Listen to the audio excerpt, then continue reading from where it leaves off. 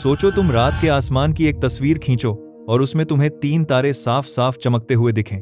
फिर सिर्फ 50 मिनट बाद उसी आसमान की, उसी जगह की दूसरी तस्वीर ली जाए और वो तीनों तारे ऐसे गायब हो चुके हों जैसे वो वहां कभी थे ही नहीं। ना कोई धमाका, ना कोई धुआं, ना कोई बचा हुआ मलबा, बस खाली अंधेरा। और सबसे डरावनी बात यह है कि आज के सबसे पावरफुल टेलीस्कोप्स ने भी उसी जगह पर देखकर यही कहा है, वहां कुछ भी नहीं है। अब तुम सोच रहे होगे कि क्या यह सिर्फ कैमरे की गलती थी, कोई पुरानी फिल्म की खराबी, या फिर हमने सच में ब्रह्मांड में कुछ ऐसा देख लिया था जो हमारी समझ से बाहर है। क्योंकि अगर तारे सच में इस तरह गायब हो सकते हैं तो इसका मतलब है कि रात का आसमान उतना स्थिर, उतना भरोसेमंद और उतना हमेशा से एक जैसा नहीं है जितना हम समझते आए हैं। और आज हम इसी रहस्य की पूरी कहानी जानेंगे, उन तारों की कहानी जो दिखे भी, रिकॉर्ड भी हुए और फिर ब्रह्मांड के रिकॉर्ड से ही मिट गए। अगर तुमने कभी बचपन में रात के आसमान को ध्यान से देखा हो तो तुम्हें एक बात जरूर महसूस हुई होगी कि तारे हमेशा वहीं रहते हैं। वही चमक, वही जगह, वही पैटर्न। इंसानों ने हजारों साल तक इन्हीं तारों के भरोसे समंदर पार किए, रास्ते ढूंढे, मौसम समझे, यहां तक कि वक्त का अंदाजा भी लगाया। क्योंकि हमारे लिए आसमान हमेशा एक फिक्स मैप की तरह रहा है, एक ऐसा नक्शा जो बदलता नहीं। लेकिन असली झटका यहीं से शुरू होता है, क्योंकि साइंस ने जब पुराने आसमान की तस्वीरों को आज के मॉडर्न डिजिटल सर्वे के साथ मिलाना शुरू किया तो पता चला कि कुछ पॉइंट्स ऑफ लाइट ऐसे थे जो पहले मौजूद थे और आज पूरी तरह गायब हैं। अब सुनने में ये बात जितनी सिंपल लगती है, असल में उतनी है नहीं। क्योंकि स्पेस में कोई भी चीज बस ऐसे ही डिसअपीयर नहीं कर जाती। अगर कोई तारा मरता है तो वो अपने पीछे कोई निशान छोड़ता है। अगर कोई एस्ट्रॉयड गुजरता है तो वो स्ट्रीक बनाता है। अगर कोई वेरिएबल स्टार डिम होता है तो उसका पैटर्न समझ आता है। मतलब यूनिवर्स जनरली क्लूज छोड़ता है। लेकिन यहां प्रॉब्लम यह थी कि क्लूज थे ही नहीं।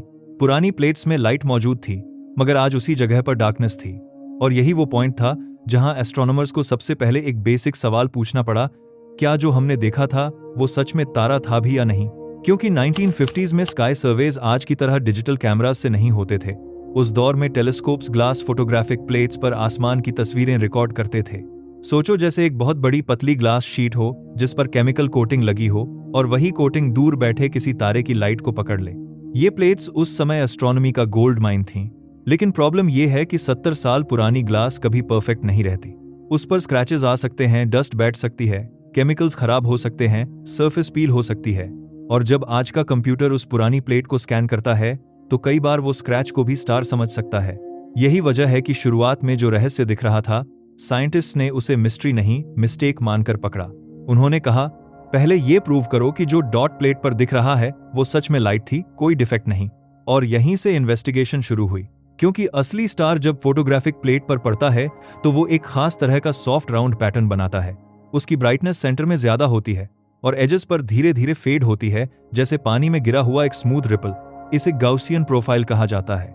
मगर स्क्रैच ऐसा नहीं दिखता। डस्ट वैसी शेप नहीं बनाती। डिफेक्ट जैगेड होता है, इर्रेगुलर होता है, रफ होता है। मतलब साइंटिस्ट सिर्फ ये नहीं देख रहे थे कि कुछ दिखा या नहीं, वो ये देख रहे थे कि वो कैसे दिखा, शेप क्या थी, एज कैसी थी, लाइट का डिस्ट्रीब्यूशन कैसा था। और जैसे जैसे हजारों पुरानी एंट्रीज इस टेस्ट से गुजरी, बहुत सारे फॉल्स सिग्नल्स कटते चले गए। लेकिन यहीं पर कहानी खत्म नहीं हुई, क्योंकि सब कुछ हटाने के बाद भी कुछ पॉइंट्स ऑफ लाइट ऐसे बचे रहे जो बिल्कुल असली स्टार्स की तरह बिहेव कर रहे थे। और यही वो जगह थी जहां मामला एक सिंपल आर्काइव एरर से उठकर एक रियल कॉस्मिक मिस्ट्री बनना शुरू हुआ। यहीं से साइंटिस्ट्स को पुरानी फोटोग्राफिक प्लेट्स की दुनिया में और गहराई तक उतरना पड़ा। शुरुआत में मिसमैचेस की संख्या चौंकाने वाली थी। जब मिड सेंचुरी स्काई कैटलॉग्स को मॉडर्न डिजिटल सर्वेज के साथ क्रॉस चेक किया गया तो हजारों नहीं बल्कि लगभग 1.5 लाख ऐसे कैंडिडेट सामने आए जो पुराने रिकॉर्ड में मौजूद थे, लेकिन आज के टेलीस्कोप्स उन्हें ढूंढ नहीं पा रहे थे। पहली नजर में यह नंबर इतना बड़ा था कि किसी को भी लग सकता था कि हमने शायद किसी बहुत बड़े कॉस्मिक फिनोमेना को पकड़ लिया है। मगर एस्ट्रोनॉमी में एक्साइटमेंट से पहले एलिमिनेशन आता है। यहाँ कोई भी साइंटिस्ट सीधे यह क्लेम नहीं कर सकता था कि तारे सच में गायब हो गए। पहले हर पॉसिबल एरर को खत्म करना जरूरी था। इसीलिए अगला फेज सिर्फ ऑब्जर्वेशन का नहीं बल्कि फिल्टरिंग का था। पुरानी ग्लास प्लेट्स को बार बार स्कैन किया गया, कैंडिडेट मार्क्स की शेप्स को एनालाइज किया गया और फिर मशीन लर्निंग सिस्टम्स के जरिए उन्हें क्लासिफाई किया गया। सॉफ्टवेयर यह देखता था कि कोई मार्क स्मूथ है या शार्प, राउंड है या टूटा फूटा, उसकी लाइट प्रोफाइल नेचुरल है या आर्टिफिशियल। लेकिन सिर्फ कंप्यूटर पर भरोसा नहीं किया गया।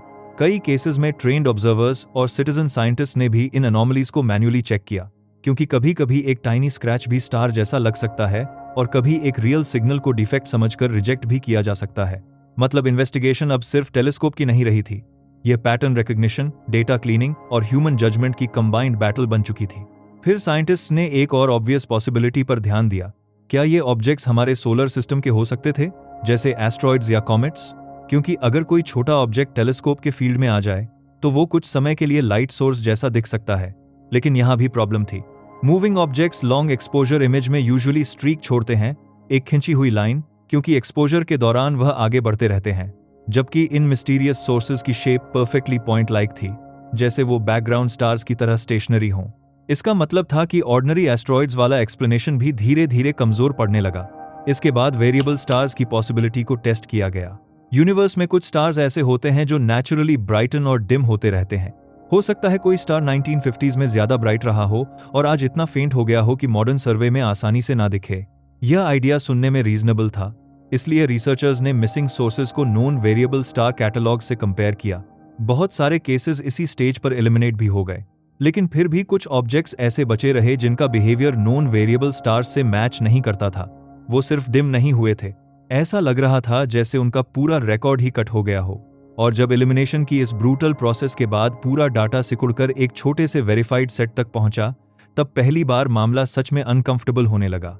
अब साइंटिस्ट किसी रैंडम नॉइज को नहीं देख रहे थे। अब उनके सामने ऐसे carefully verified points of light थे जो फोटोग्राफिक प्लेट्स पर रियल थे, स्टेशनरी थे, स्टार लाइक थे और आज एब्सेंट थे। यही वह मोमेंट था जब मिस्ट्री बैकग्राउंड नॉइज से उठकर फोरग्राउंड ट्रूथ बनने लगी। क्योंकि अगर इतने फिल्टर्स, इतने चेक्स, इतने कंपैरिजंस के बाद भी कुछ सोर्सेज बच रहे हैं, तो फिर सवाल ये नहीं रह जाता कि क्या कुछ दिखा था। सवाल ये बन जाता है, आखिर ऐसा क्या था जो सच में दिखा और फिर बिना निशान छोड़े गायब हो गया। अब यहां से कहानी और ज्यादा अजीब हो जाती है, क्योंकि जब साइंटिस्ट्स ने इस वेरीफाइड लिस्ट को ध्यान से देखना शुरू किया तो उन्हें समझ आया कि ये सिर्फ मिसिंग ऑब्जेक्ट्स की लिस्ट नहीं है, बल्कि फिजिक्स के लिए एक सीधी चैलेंज है। तुम किसी भी स्टार की लाइफ देख लो, उसका जन्म हो, उसका एवोल्यूशन हो या उसकी डेथ, हर स्टेज में समय लगता है, बहुत ज्यादा समय। स्टार्स लाखों करोड़ों सालों के स्केल पर बदलते हैं।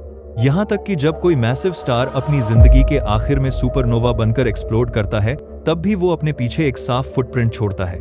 गैस का फैलता हुआ cloud, radiation, debris, X-ray source, कुछ न कुछ तो बचता ही है।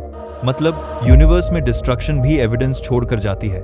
लेकिन यहाँ प्रॉब्लम यही थी कि कुछ केसेस में एविडेंस था ही नहीं। यही वो पॉइंट था जहां साइंटिस्ट्स ने स्टार डेथ के स्टैंडर्ड मॉडल को सामने रखकर कंपैरिजन करना शुरू किया। एक मैसिव स्टार अपनी पूरी जिंदगी ग्रेविटी और न्यूक्लियर फ्यूजन के बीच बैलेंस पर टिका रहता है। उसकी अपनी ग्रेविटी उसे अंदर की तरफ खींचती है और कोर में हो रही फ्यूजन रिएक्शन बाहर की तरफ प्रेशर बनाती है। जब तक ये टग ऑफ वॉर चलता रहता है, स्टार स्टेबल रहता है। लेकिन जैसे ही फ्यूल खत्म होने लगता है और कोर हैवी एलिमेंट्स तक पहुंचता है, सिस्टम टूटने लगता है। आयन बनने के बाद फ्यूजन प्रैक्टिकली डेथ सेंटेंस बन जाती है, क्योंकि आयन को फ्यूज करने में एनर्जी मिलती नहीं, उल्टा खर्च होती है।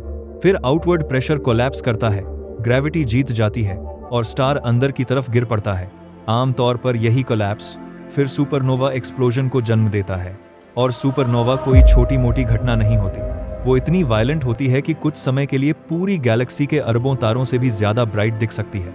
उससे निकला हुआ मैटर बाहर की तरफ फैलता है, ग्लोइंग गैस क्लाउड बनाता है और बहुत लंबे समय तक ऑब्जर्वेबल रहता है। आज भी हम क्रैब नेबुला जैसे रेमनेंट्स को देख सकते हैं, जो 1000 साल पुरानी स्टेलर डेथ की बची हुई गूंज हैं। इसलिए जब वास्को जैसी इन्वेस्टिगेशंस किसी ऐसे कोऑर्डिनेट पर पहुंची जहां पहले लाइट थी और अब कुछ भी नहीं था, तो साइंटिस्ट्स को यह मानना पड़ा कि स्टैंडर्ड सुपरनोवा मॉडल इस मिस्ट्री को एक्सप्लेन नहीं करता। क्योंकि अगर यहाँ कोई स्टार सच में मरा होता तो उसे अपने पीछे कुछ छोड़ना चाहिए था। लेकिन यहाँ तो स्पेस डिस्टर्ब हुआ ही नहीं दिख रहा था, जैसे किसी ने एग्जिस्टेंस को म्यूट कर दिया हो। यहीं पर फेल्ड सुपरनोवा नाम का आइडिया सीरियस तरह से सामने आया। ये थियोरी पहले सिर्फ इक्वेशंस और सिमुलेशंस में थी। इसके मुताबिक कुछ स्टार्स इतने मैसिव हो सकते हैं कि उनका कोर कोलैप्स होने पर आउटवर्ड एक्सप्लोजन कभी प्रॉपर्ली बन ही नहीं पाता। नॉर्मल सुपरनोवा में कोलैप्स के बाद एक शॉक वेव बाहर की तरफ जाती है और स्टार को उड़ा देती है। लेकिन फेल्ड सुपरनोवा में स्टार का आउटर मटेरियल इतना भारी होता है कि वही शॉक वेव को दबा देता है। मतलब स्टार एक्सप्लोड नहीं करता, स्टार खुद में ही धंस जाता है, पूरा मास सेंटर में गिरता है, ब्लैक होल बनता है और लाइट लगभग सडनली शट ऑफ हो जाती है। न कोई जायंट ब्लास्ट, न कोई चमकता हुआ नेबुला, न कोई साफ रेमनेंट, बस एक ब्लेजिंग स्टार और फिर डार्कनेस। अब सुनने में ये थियोरी ऑलमोस्ट साइंस फिक्शन जैसी लगती है, लेकिन प्रॉब्लम यह है कि यह मैथमेटिकली पॉसिबल है। और अगर ऐसा सच में होता है तो पहली बार हमारे पास एक ऐसा फिजिकल मैकेनिज्म आ जाता है जो ये समझा सकता है कि कुछ स्टार्स बिना ट्रेडिशनल एविडेंस छोड़े क्यों डिसअपीयर हो सकते हैं। इसी वजह से रिसर्चर्स ने मिसिंग सोर्सेज को एक नए नजरिए से देखना शुरू किया। अब सवाल ये नहीं था कि क्या ये प्लेट्स गलत थीं, बल्कि ये था कि क्या हमने कहीं एक्सीडेंटल तरीके से स्टार्स की ऐसी मौत रिकॉर्ड कर ली जिसे ह्यूमन एस्ट्रोनॉमी ने पहले कभी डायरेक्टली नोटिस ही नहीं किया था। लेकिन यहीं पर कहानी ने एक और ज्यादा डेंजरस टर्न लिया, क्योंकि फेल्ड सुपरनोवा एक सिंगल स्टार के डिसअपीयर होने को तो एक्सप्लेन कर सकती है, मगर हर केस को नहीं। कुछ अनोमलीज ऐसे थे जो इस थियरी से भी बाहर निकल जाते थे, और उनमें सबसे डिस्टर्बिंग केस वो था जिसमें एक नहीं, दो नहीं, बल्कि 3 स्टार लाइक ऑब्जेक्ट्स एक साथ दिखे और फिर 1 घंटे से भी कम समय में एक साथ गायब हो गए। अब अगर एक स्टार का डायरेक्ट कोलैप्स रेयर है तो 3 ऑब्जेक्ट्स का ऑलमोस्ट सेम मोमेंट पर वैनिश होना प्रैक्टिकली इम्पॉसिबल लगता है। यहीं से मिस्ट्री अब फिजिक्स की बाउंड्री को छूने लगी थी, क्योंकि अब सवाल सिर्फ स्टार डेथ का नहीं था, अब सवाल टाइमिंग का था, पैटर्न का था, और उस स्ट्रेंज इंटेलिजेंस लाइक नीटनेस का था जो नेचुरल यूनिवर्स आमतौर पर फॉलो नहीं करता। और यहीं से कहानी सबसे अजीब मोड़ लेती है। अब तक साइंटिस्ट्स के पास कम से कम एक उम्मीद थी कि शायद ये किसी रेयर स्टार डेथ का मामला हो, शायद कोई ऐसा तारा जो बिना धमाके के खत्म हो गया हो। लेकिन फिर उन्होंने उस केस को दोबारा देखा जिसने इस पूरे रहस्य को सबसे ज्यादा फेमस बनाया। 19 जुलाई 1952 पालोमार ऑब्जर्वेटरी ने आसमान के एक छोटे से हिस्से की तस्वीर ली। उस प्लेट में 3 चमकते हुए स्टार लाइक ऑब्जेक्ट्स दिखाई दिए। फिर सिर्फ 50 मिनट बाद उसी जगह की दूसरी तस्वीर ली गई, और इस बार वो तीनों गायब थे। यहीं असली शॉक छुपा है। स्पेस में 50 मिनट कुछ भी नहीं होते। किसी तारे की जिंदगी के हिसाब से तो ये एक पल से भी कम है।